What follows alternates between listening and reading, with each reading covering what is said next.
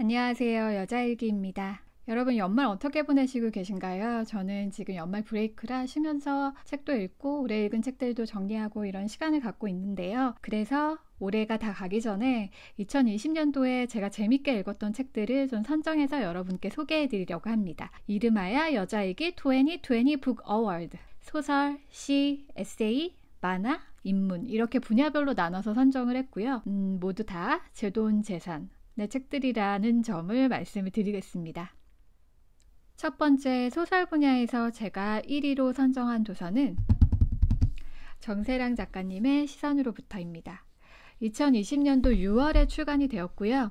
현재 10만 부 돌파 기념으로 리커버 표지도 출간이 된 상태입니다. 시선으로부터는 79살의 나이에 세상을 타개한 여성 예술가 심시선이 두 번의 결혼으로 꾸린 특별한 가게 구성원들이 그녀의 죽음 10주기를 기념해 하와이에서 제사를 하는 것으로 시작됩니다. 하와이에서 이들이 심시선을 추모하는 방법이 굉장히 독창적이에요. 우리가 생각하는 제사의 형태가 아니라 심시선을 떠올리며 각자 자유롭게 그곳에서 가장 의미 있는 순간을 수집해오는 것이 이 제사의 미션이거든요. 어떤 것을 가지고 왔을 것 같으신가요? 스포가 될 것 같아서 다 말씀드리지는 못하지만 일부를 말씀드리면 누구는 파도 거품을, 누구는 무지개 사진을, 누구는 하와이 도넛을 가지고 와요.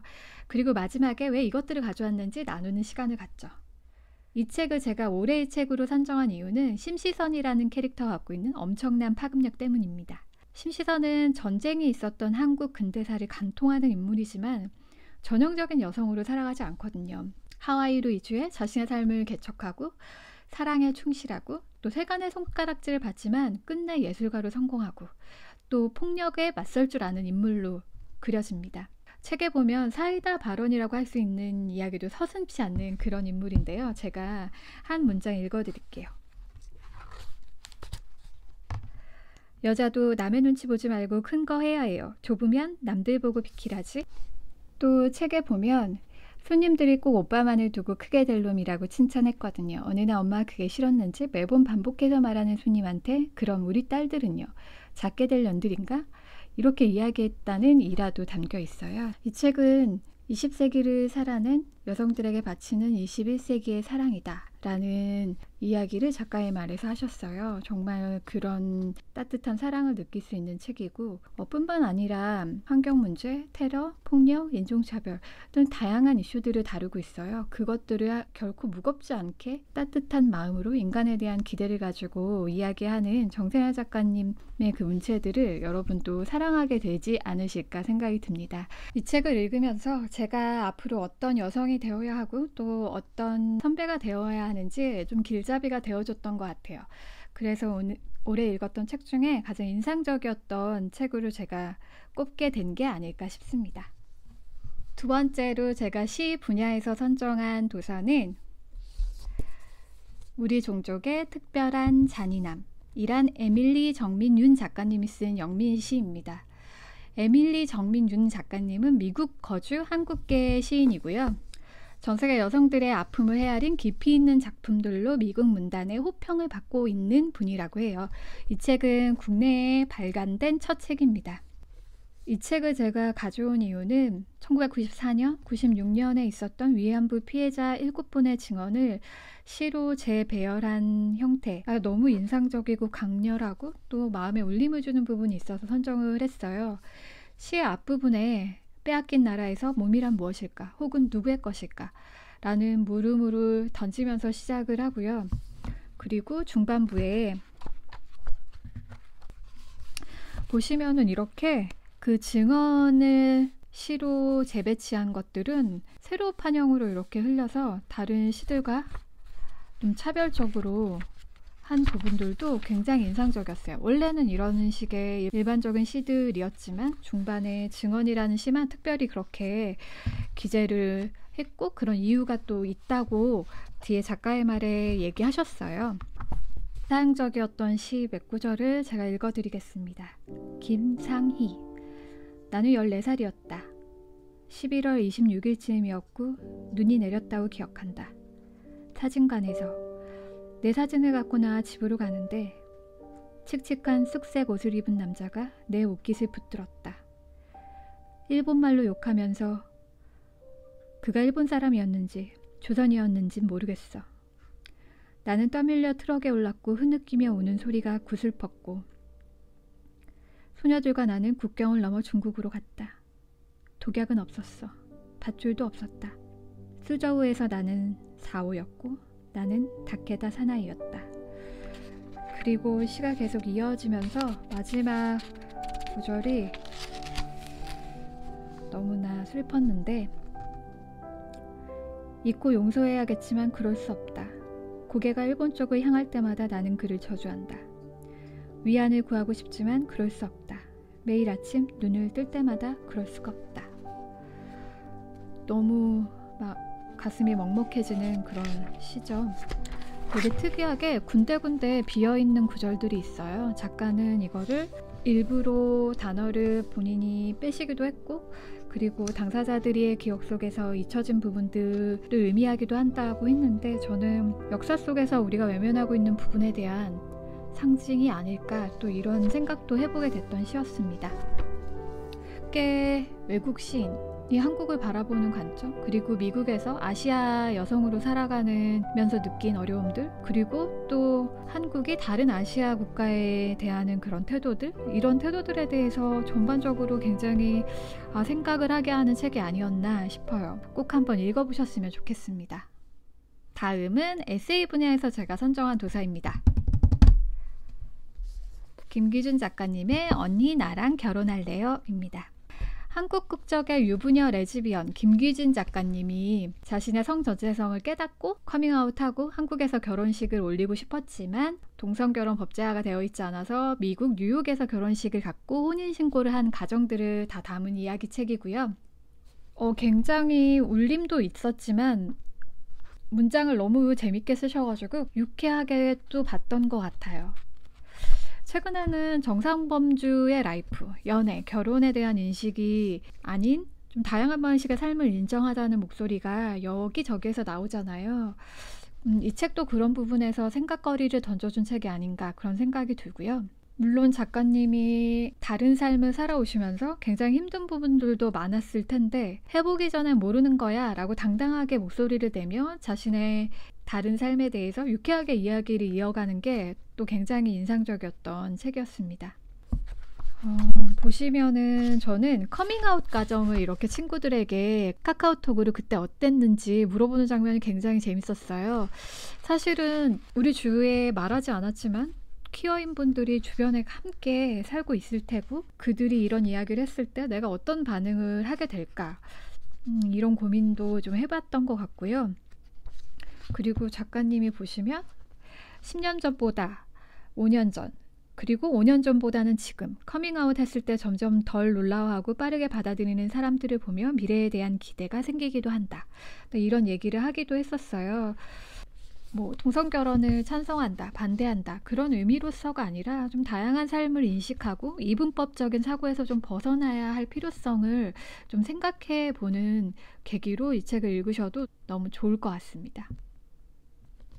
다음으로 인문 분야에서 제가 선정한 책입니다.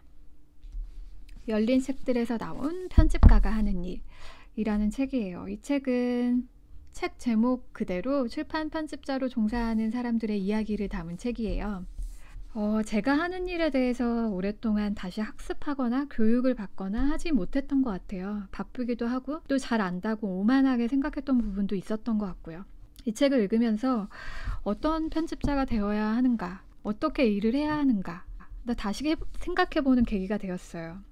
예전에는 제가 출판 편집자다라고 하면 그냥 작가님이 주신 원고를 정리해서 출간하는 역할을 하느냐라고 묻는 사람들이 많았어요. 근데 출판 편집자가 하는 일이 정말 많거든요. 책 한 권이 나오기까지 모든 과정들을 편집자가 참여를 하고 또 의견을 게재하고 또 책이 잘 자리매김할 수 있도록 신경도 쓰고 이런 모든 역할들을 종합적으로 하는 사람이다 보니까 다양한 고민들을 하게 되는 것 같아요. 이 책에서는 그런 세세한 것들까지 다 잘 다루고 있어요. 그래서 책 두께가 이렇게 두꺼운데 550페이지에 달합니다.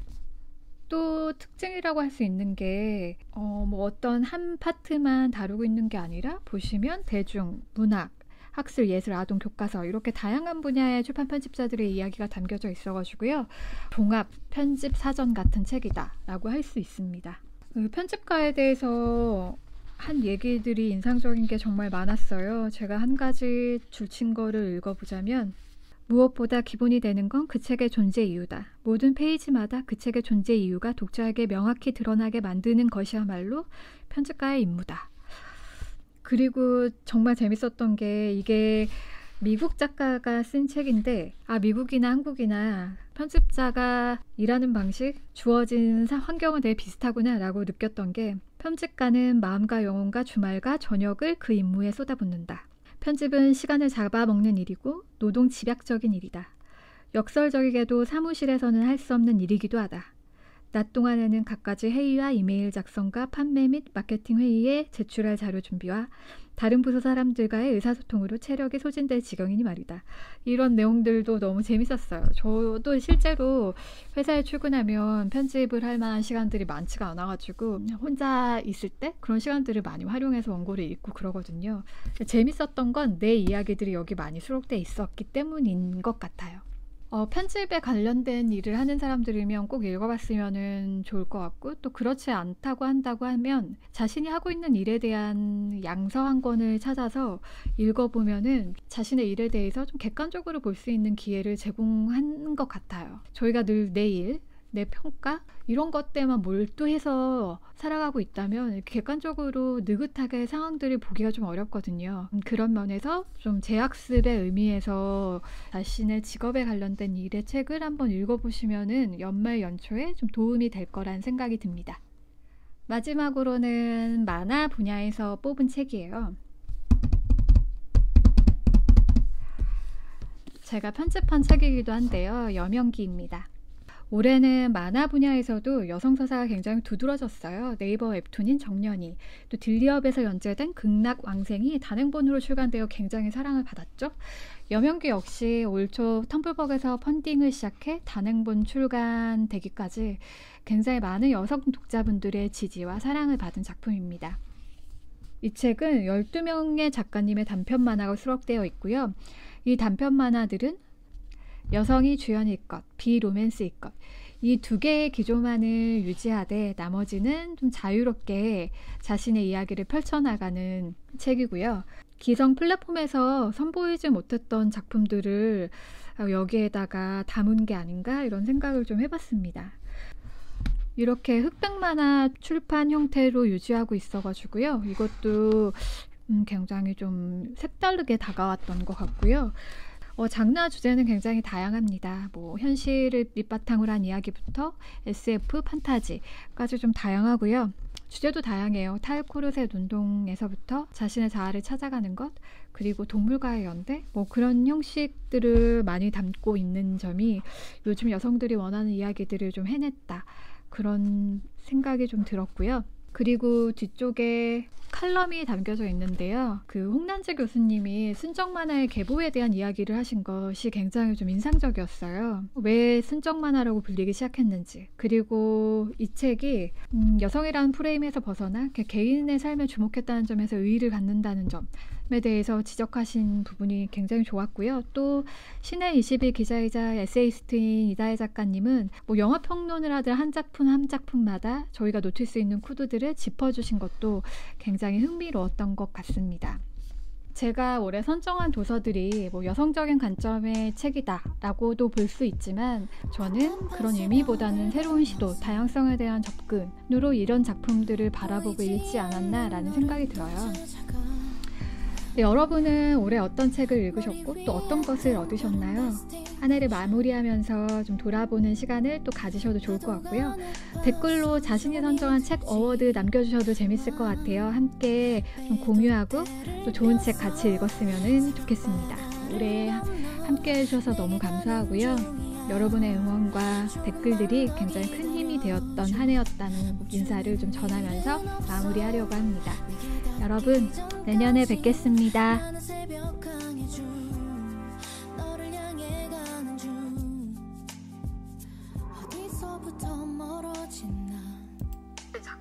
작가님이래. 평생 자주 입에 안 넣으셔.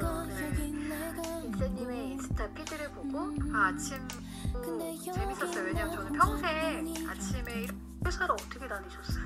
회사 정말 저 유치원 때부터 지각을 또 지금은 저희 회사가 네. 다 받칠만한 회사니까 그래서 사람들이 아침에 일찍 일어나는 것 그리고 책을 읽는 거에 대한 니즈가 과거나 지금이나 미래에도 계속 있지 않을까라는 생각을 하면서 여러분이 출근길에 읽지 않은 책에 대한 이야기도 읽었던 책에 대한 이야기도 재밌게 서로 좀 공감하면서 책을 좀 더 즐기는 문화를 만들어보자 하면서 저희 팟캐스트를 시작하게 되었어요. 그리고 책 읽을 시간이 너무 없잖아요 요즘에는. 그 팟캐스트를 통해서 정보를 얻는 것도 사실 좋죠. 저도 그렇게